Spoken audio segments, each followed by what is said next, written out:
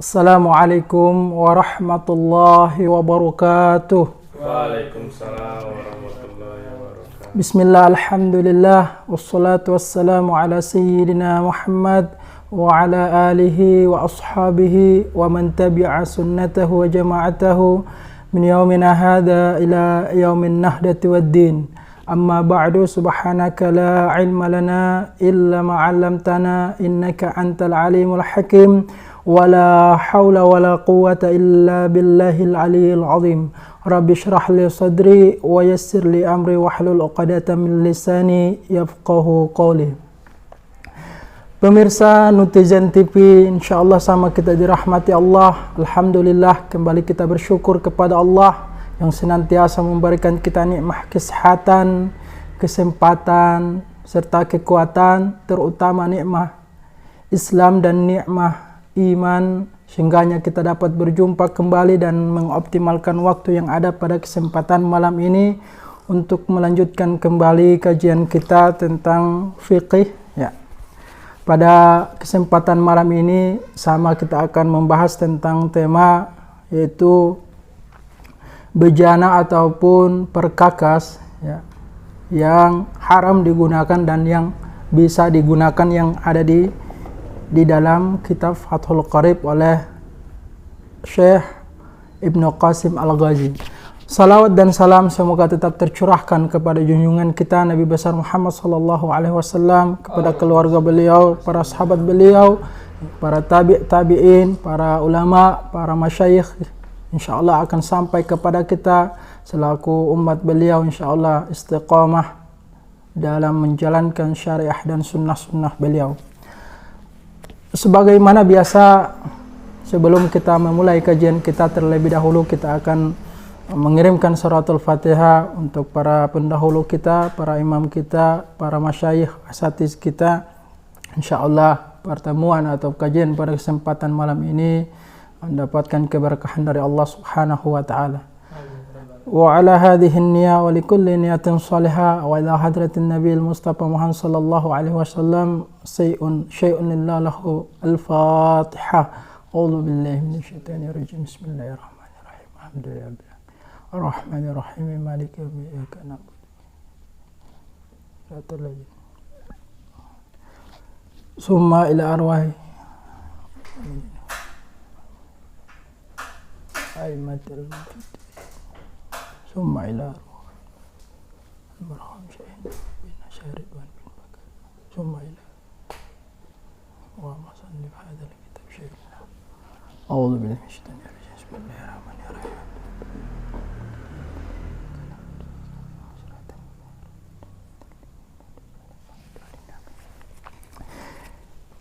Kita lanjutkan kajian kita.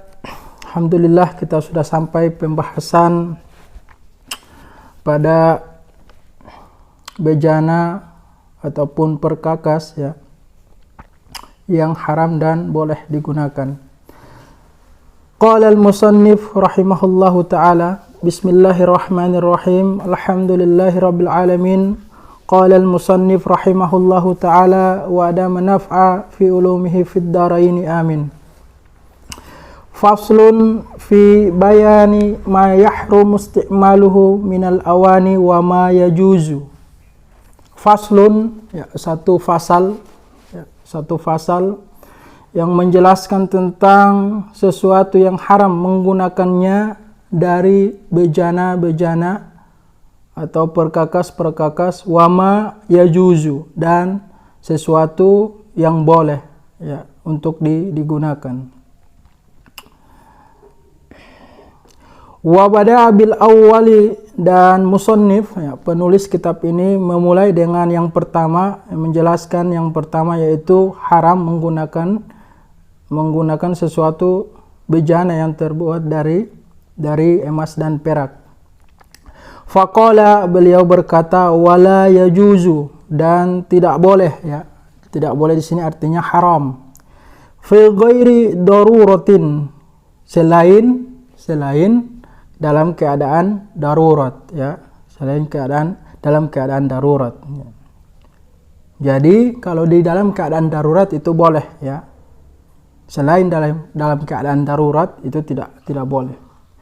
Wala yajuzu lirajulin aw imra'atin, dan tidak boleh untuk setiap lelaki dan perempuan istimalu syai'in min awanid dahabi wal fiddati, menggunakan sesuatu bejana ya, bejana yang terbuat dari emas dan perak, la fi aklin wala fi syurbin wala ghairihima, tidak pada makan, tidak pada minum, dan tidak pada selain daripada keduanya.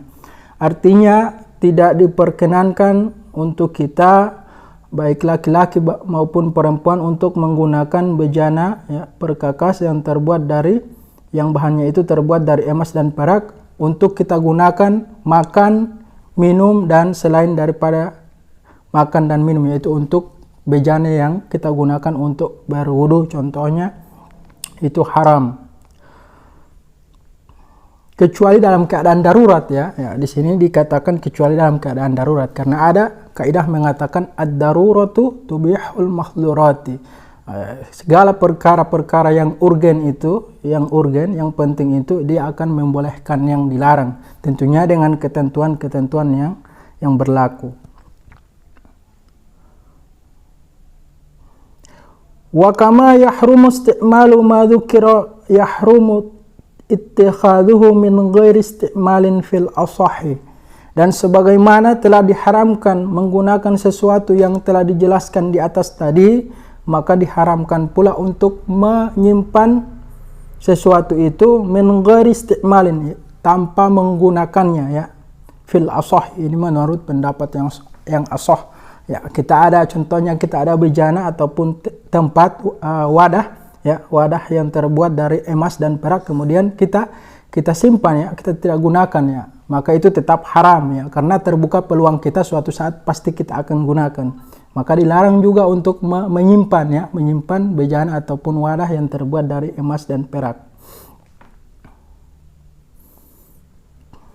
Nah, bagaimana dengan kubah ya, kubah emas ya, biasa ada masjid yang terbuat kubahnya itu dari lapisan emas ya. Sebagaimana juga masjid di Madinah ya, Masjid Nabawi itu tiang-tiangnya dilapis dengan emas. Nah, ini ada perbedaan pendapat di kalangan ulama, ada yang membolehkan, juga ada yang melarang ya. Tetapi ada yang membolehkan itu dengan tujuan apa? Dengan tujuan untuk agar supaya Islam itu tersyiar ya, untuk keagungan Islam ya, dan juga untuk biasa kan hal-hal yang berbau kemewahan itu identik dengan yang di luar muslim ya, identik dengan yang di luar muslim. Makanya agar supaya ya, kenapa tujuan ulama itu maksudnya untuk membolehkan ada kubah emas itu yang ada di masjid atau di apa namanya ini, di tiang-tiang yang penyangga masjid yang ada di Madinah ya, Masjid Nabawi. Itu tujuannya untuk mengagungkan Islam dan juga agar supaya Islam tidak dipandang remeh oleh pemeluk agama yang lain. Wa yahrumu aidan al-ina'ul matli bidahabin aw fiddatin in hasala minat tilai syai'un bi'ardihi 'alan nari, dan haram pula bejana atau wadah yang disepuh ya, yang dilapisi dengan emas dan perak ya. Jika ada sepuhan itu atau lapisan itu sesuatu yang didatangkan sesuatu itu, yaitu sepuhan itu, wadah tersebut ya, dipanggang, seandainya dipanggang di atas api kemudian dia meleleh ya, maka sepuhannya itu berarti dia bisa kita identifikasi bahwa sepuhannya ataupun lapisannya itu tebal, maka itu tetap diharamkan ya, menurut Syekh Ibnu Qasim Al-Ghazi ya, penulis kitab ini. Wa yajuzu isti'malu ina'i ghairihima, dan boleh menggunakan bejana ya, wajan perkakas ini, ina ini ya, ini bentuk tunggalnya. Kalau awani itu adalah bentuk jama' taksir, itu adalah huwa ma taghayyara an bina'i mufradihi, yang dikonversi dari bentuk mufradnya ya.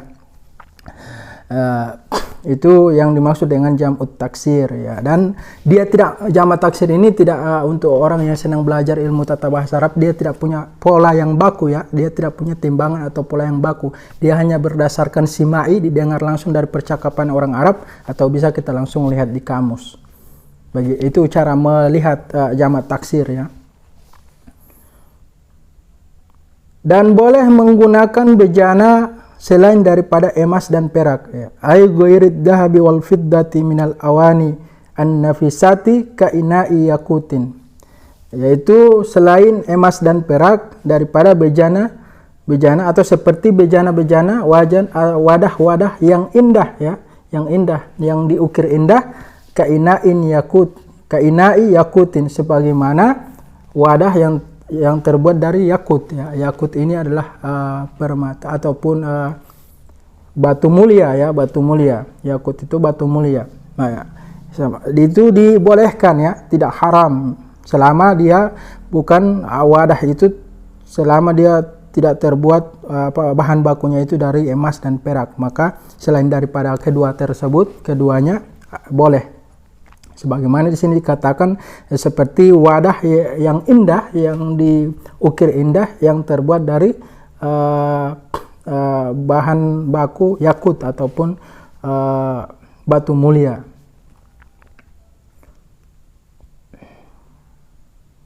Nah, bagaimana dengan cincin ya, cincin emas ya? Ini kan pembahasannya ini mengenai wadah atau bejana ataupun perkakas ya, perkakas yang kita gunakan untuk makan, untuk minum, ataupun selain daripada keduanya, itu haram yang ketika dia terbuat dari emas dan perak. Nah, bagaimana dengan emas ya, cincin yang terbuat dari bahan emas? Nah, sebagaimana Rasulullah SAW bersabda, aku halalkan bagi wanita ya, bagi perempuan itu emas dan sutra. Nah, sebaliknya aku haramkan bagi kaum lelaki ya. Jadi melihat konteks hadis ini, maka kita sebagai lelaki ataupun laki-laki yang itu haram untuk menggunakan sesuatu, yaitu seperti halnya cincin yang terbuat dari emas. Selain dari emas bisa ya, seperti perak ya, perak bisa untuk kita gunakan sebagai cincin.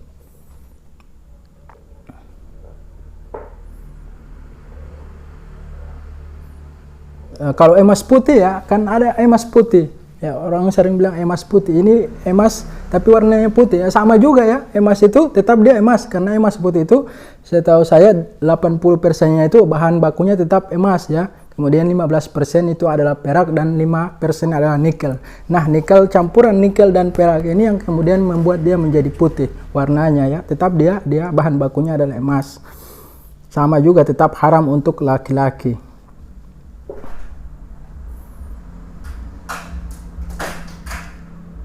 Wa yahrumul ina'ul mudabbabu ya, mudabbabu bidabbati fiddatin kabiratin urfan li zinatin ya.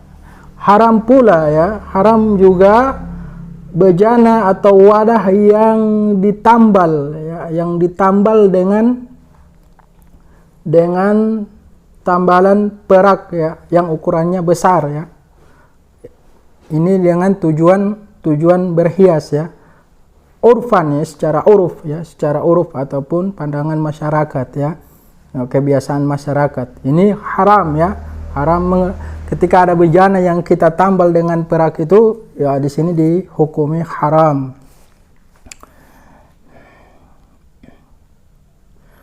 Fa in kanat kabiratan li hajatin jaza ma'al karahati.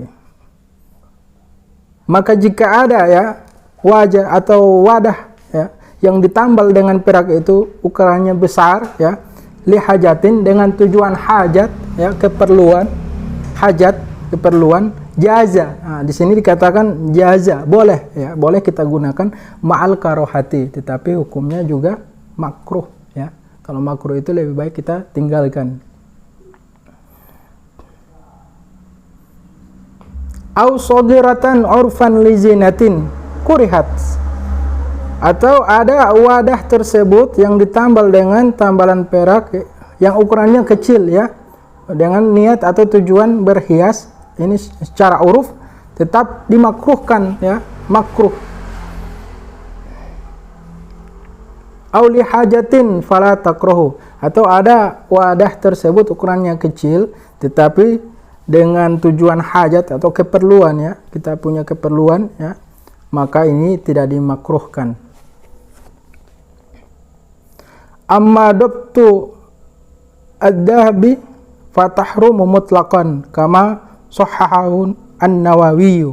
Adapun wadah yang ditambal dengan emas ya, dengan bahan emas, maka ini haram secara mutlak ya.